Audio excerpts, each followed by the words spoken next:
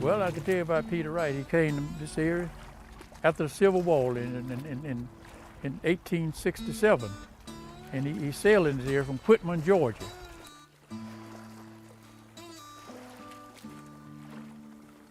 And as a matter of fact, for a person just come into a wilderness like this with no houses, nothing in, just settle here, that's the amazing thing about it. How do you do that?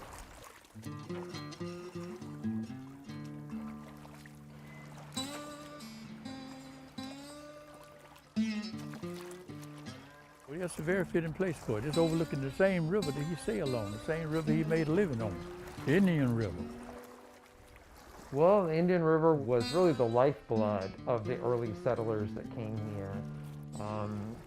It was the main mode of transportation by shallow boat. Then the main thing about him, his legacy is that he was a traveling mailman, delivered mail from Tylersville all the way down to Micco. It would have been a small boat with a sail, and he certainly would have used that most of the time. Sometimes when the wind died, you probably would have had to do some paddling and that type of thing. Always from one end of the county to the other. He was twice a week, that's what he would do, sailing. And sail there and sail back.